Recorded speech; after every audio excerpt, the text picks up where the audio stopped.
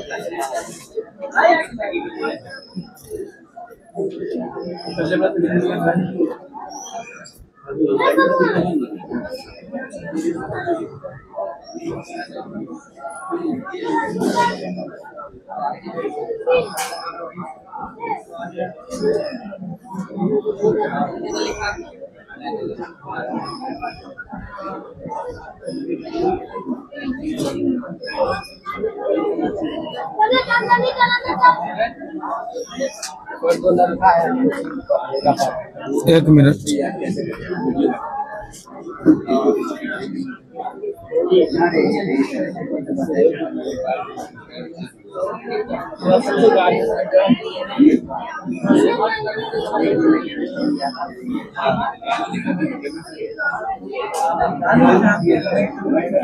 कोई स्टूडेंट है? आप कोई नहीं आ गए, सही है।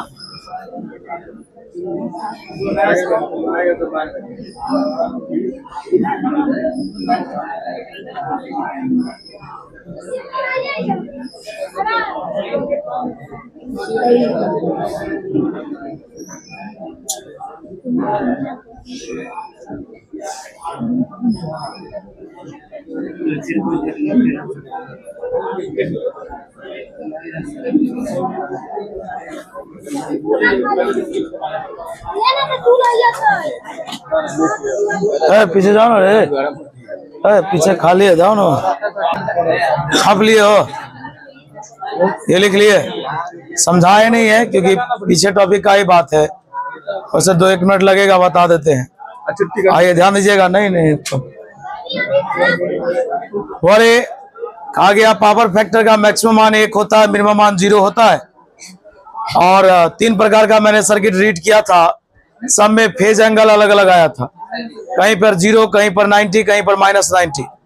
तो पावर फैक्टर का फॉर्मूला 2 रंग का होता है, एक होता है टू पावर और एपरेंट पावर का रेशियो, और एक होता है cos फाई के बराबर।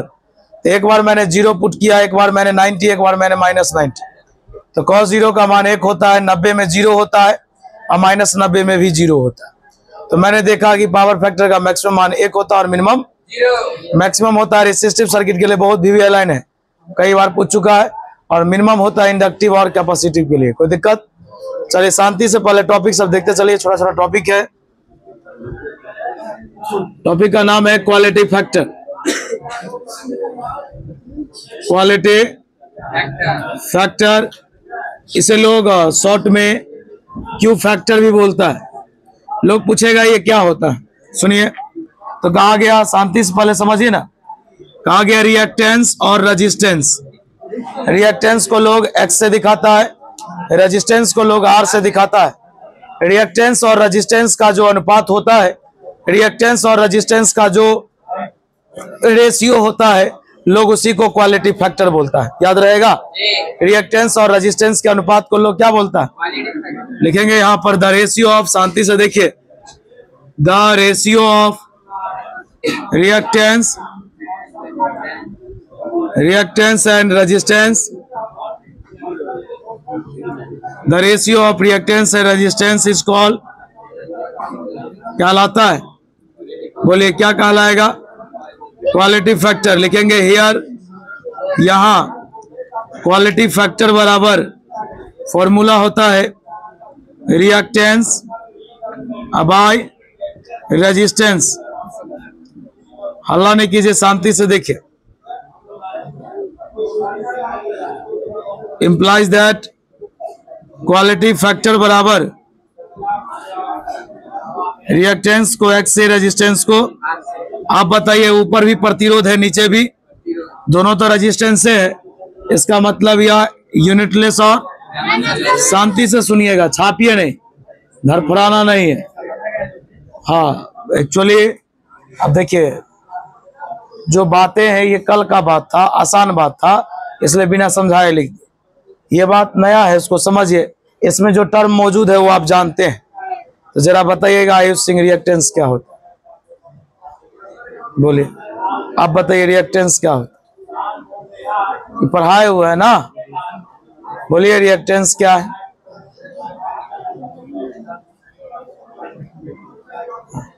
बिजनेसमैन बता रिएक्टेंस क्या है? मोगी जैसे खाली हंसता ही कर रहा मैथ से, देख रहे हैं। लास्ट में क्या है बोलो ना, यहीं पर टॉपिक एंड हो गया। बोलो आज के लिए सुना हुआ, बोलो रिएक्टेंस क्या है? बोलो एवरेज वैल्यू ऑफ एसी का फॉर्मूला। एसी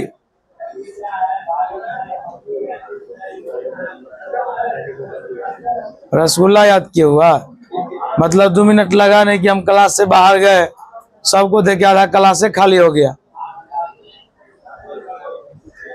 अरे जो दिए थे फॉर्मूला मैथ में, तभी से माइंड गरम है, तो उसको प्रूव करता बैठ करके। किसका फॉर्मूला था? सब्स्टिट्यूशन का, करके देखता बैठ करके। सनसनाते हुए सनसना के सीधा चला जाता नीचे। आता घोड़ा घास नहीं कुछ पढ़ाई करता। नहीं मान लीजिए यहाँ पर टॉपिक दिए हैं, कोई चीज पढ़ाते हैं, कम पढ़ा रहे ज्यादा पढ़ा रहे, तुमको बात आना चाहिए। ये पढ़ाए हुए है ना। It is unitless and dimensionless. या यूनिटलेस होता है। दूसरा एक नया लाइन है, मैं थोड़ा देर के बाद बताता हूं। इट मेजर द, ये वर्ड सुनिएगा, शार्पनेस ऑफ रिजोनेंस। ये पढ़ाएंगे अभी, रिजोनेंस पढ़ाएंगे। इट मेजर, बुआरे उसी समय कहीं पर बैठ जाइए, अब रास्ते यहाँ जाम है। It measure the ability of LCR circuit. इसके बारे में चर्चा करते हैं। रेजोनेंस क्या, पहले यहां तक छापिए आप, बाकी सब आसान टॉपिक। चलिए बुआरे, अपना टॉपिक था क्वालिटी फैक्टर क्या है। तो कहा गया रिएक्टेंस और रेजिस्टेंस के अनुपात को लोग क्वालिटी फैक्टर बोलता है। रिएक्टेंस हम जानते हैं, कहा गया वैसा रेजिस्टेंस जो LC सर्किट के द्वारा प्रोवाइड किया जाता है उसे लोग रिएक्टेंस बोलता है। ध्यान दीजिएगा, रेजिस्टेंस तो जानते ही हैं, किसी मटेरियल का वैसा गुण जो किसी भी कंडक्टर, किसी भी चालक से प्रवाहित धारा का विरोध करता है। आगे कहा गया यह यूनिटलेस और डायमेंशनलेस होता है। इसमें 1 से 2 नया टर्म है। नया टर्म में दूसरा नंबर क्या है कि यह मेजर करता है शार्पनेस को। किसके शार्पनेस को? तो रिजोनेंस के शार्पनेस को। अभी रिजोनेंस टॉपिक है मेरा, बस इसके तुरंत बाद, बस तुरंत लिखाएंगे, हल्ला नहीं कीजिए। यह रिजोनेंस के शार्पनेस को मेजर करता है। अगला, यह LCR सर्किट के एबिलिटी, LCR सर्किट की योग्यता, LCR सर्किट की ताकत को मेजर करता है। कौन? तो क्वालिटी फैक्टर। मतलब ये 2 एक्स्ट्रा नोट था, आप बस इसका फॉर्मूला डेफिनेशन याद रखिएगा, एक बार ये एग्जाम में बहुत पहले पूछ चुका है। चलिए अब कोई पूछेगा रिजोनेंस क्या है, तो कहा गया वैसी घटना, इसका 2 डेफिनेशन मैं बताऊंगा। पहला समझ लीजिए, कहा गया एक ऐसी घटना जिस घटना में एम्पलीट्यूड मैक्सिमम हो जाता है। एक ऐसी घटना जिस घटना में एम्पलीट्यूड मैक्सिमम हो जाता है, उस घटना को लोग रिजोनेंस बोलता है। क्या बोलता है? यानी कोई पूछेगा रिजोनेंस क्या है, तो बोलेंगे एक ऐसी घटना जिस घटना में एम्पलीट्यूड मैक्सिमम हो जाए, लोग उस घटना को रिजोनेंस बोलेगा। या एक ऐसी घटना जिस घटना में AC का जो फ्रीक्वेंसी होगा, AC का जो फ्रीक्वेंसी होगा वो नेचुरल फ्रीक्वेंसी के बराबर हो जाएगा, तो लोग उस घटना को रिजोनेंस बोलेगा। इसका 2 डेफिनेशन लिखाते हैं, जो आपको हल्का लगे, जो आपको अच्छा लगे। पहला कहा गया वैसी घटना जिसमें एम्पलीट्यूड क्या हो जाए? मैक्सिमम। उसी घटना को लोग क्या बोलता है? रिजोनेंस। भारी नहीं, आई वह यहीं पर लिखिए।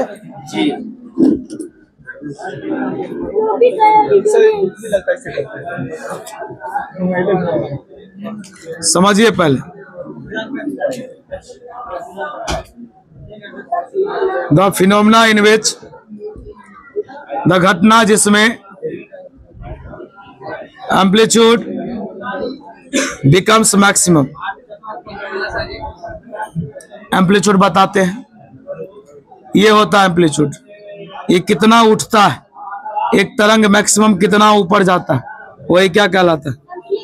कहा गया, ध्यान सुनिएगा, the phenomena in which amplitude becomes maximum is called, कहलाता है, क्या कहलाएगा, रेजोनेंस। चलिए,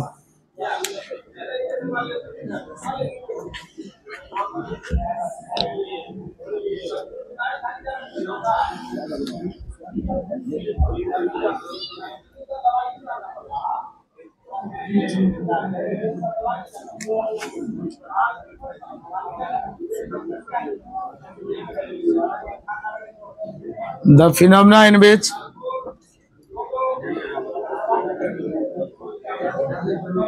frequency of AC source is equal to natural frequency।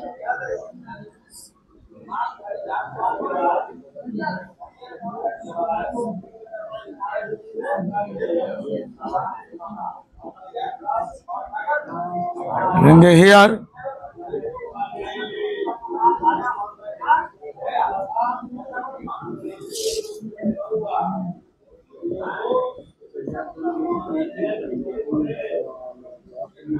हाँ, रेजोनेंस फ्रीक्वेंसी का फॉर्मूला क्या होता है, 1/2 पाई रूट अंडर LC। छापिए यहाँ, चलिए लिख लिए। चलिए बोले, आपके इस लेसन में सिर्फ 2 टॉपिक रह गए, एक सर्किट वाला, अभी तो आप सिंगल सर्किट पढ़े थे, अब हम लोग कंबाइन पढ़ेंगे, RC circuit, LC circuit, LCR circuit, 3 circuit हम लोग पढ़ेंगे, और एक डेरिवेशन जिसका नाम है, अभी लिखा रहे हैं, AC डायनेमो AC जनरेटर। हमें लगता है कि कल ये कंप्लीट हो जाएगा लेसन, कल सैटरडे है और अपना AC कंप्लीट भी हो जाएगा। पहले अभी जो मैंने 2-3 बात बताया है, इसमें कुछ पूछना तो आप पूछ सकते हैं कि पावर फैक्टर का मैक्सिमम मान 1, मिनिमम 0, और किसके लिए मैक्सिमम, ये पूछता है।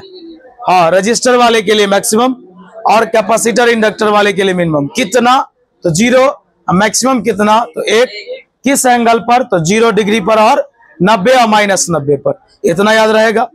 पावर फैक्टर यूनिटलेस डायमेंशनलेस होता है, फॉर्मूला इसका cos फाई होता है। क्वालिटी फैक्टर रिएक्टेंस और रेजिस्टेंस के अनुपात को कहते हैं, यह भी यूनिटलेस और डायमेंशनलेस होता है। यह क्या करता है, तो यह LCR सर्किट के एबिलिटी को मेजर करता है, अभी हम LCR पढ़ेंगे सर्किट। दूसरा, यह रिजोनेंस के शार्पनेस को मेजर करता है। रिजोनेंस क्या है, तो रिजोनेंस एक घटना है, रिजोनेंस एक घटना है जिसमें एम्पलीट्यूड मैक्सिमम हो जाता है। बोले यहां तक में कोई डाउट, मेरी बात आप समझ रहे हैं। चलिए, अगर आप मेरी बात समझ रहे हैं तो हम लोग आगे बढ़ते हैं, ध्यान दीजिएगा। एक बार 2011 में ये पूछा था, जिसका नाम था AC डायनेमो,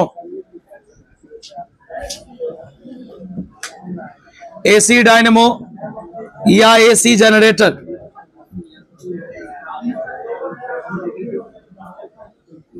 AC डायनेमो या AC जनरेटर, पहले ये बताते हैं कि ये होता क्या है, या किस प्रिंसिपल पर काम करता है, इसका कंस्ट्रक्शन यानी डायग्राम कैसा है, और इसका वर्किंग कैसा है। सुनिए, कहा गया एक डिवाइस है जो प्रोड्यूस करता है अल्टरनेटिंग करंट एनर्जी को, कहां से, तो मैकेनिकल एनर्जी से। मेरी बात को आप फिर से सुनिए। AC डायनेमो क्या है, कहा गया ये एक डिवाइस है, ये भी पूछा ऑब्जेक्टिव में कि कौन ऐसा डिवाइस है जो अल्टरनेटिंग करंट एनर्जी को प्रोड्यूस करता है मैकेनिकल एनर्जी से, यांत्रिक ऊर्जा से AC एनर्जी में बदलना किस डिवाइस का काम है, तो बोलेंगे AC डायनेमो का।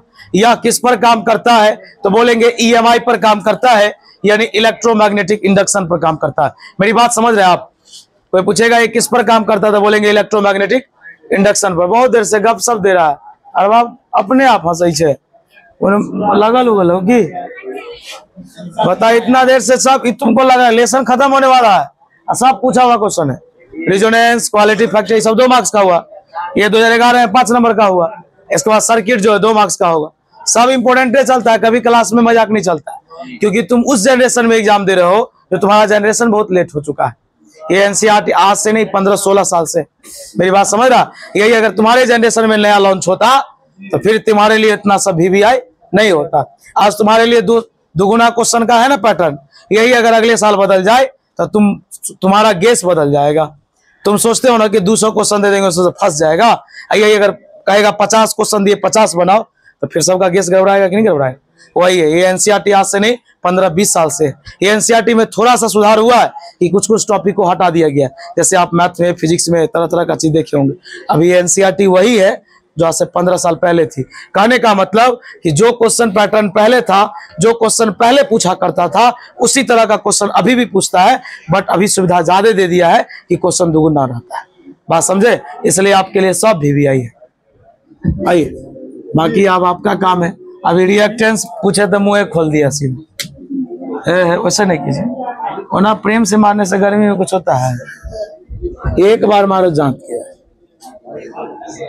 करंट की तरफ 2 मिनट तक वाइब्रेट करते रहे मात्र, क्या नहीं तो आराम से बैठो। इसका डिफिनीशन यहाँ लिखा देते हैं। It is a device. It is a device which produce the alternating current energy from कहाँ से? मैकेनिकल एनर्जी, मैकेनिकल यांत्रिक ऊर्जा से अल्टरनेटिंग करंट एनर्जी में। दूसरा प्रिंसिपल या किस सिद्धांत पे काम करता है? ये बहुत भी ये पूछा हुआ, प्रिंसिपल पूछे हुआ। It works on the principle of electromagnetic induction. ये लेसन है अपना मैग्नेट का, लास्ट पढ़ेंगे। या किस पर काम करता है? इलेक्ट्रोमैग्नेटिक, यानी किस पर बोलेंगे? EMI पर। अगला है कंस्ट्रक्शन एंड वर्किंग, कार्य एवं रचना या रचना एवं। पहले आप यहां तक लिखिए, कुछ टॉपिक सुनाइए। लिख लिए आप लोग छाप लिए? बस इसका प्रूफ कल है, अभी टॉपिक सुनाइए, है ना। ज्यादा बताना, गर्मी भी ज्यादा, बहुत ज्यादा है। बता रहे आलिम, कैपेसिटिव रिएक्टेंस क्या है? मतलब हारी डेरिवेशन नहीं था, 10 मिनट पढ़ाते तो खत्म हो ही जाता। चलिए, जो भी बातें हैं कल चलेगा, है ना। वैसे भी माइंड आज सही नहीं है। आज के लिए इतना ही। जिन लोग का फी अपडेट नहीं है वो 1 तारीख आप अपडेट कर ही लीजिए। चलिए, स्कूल लेके चले, रानी जी घर से पढ़ के आइए।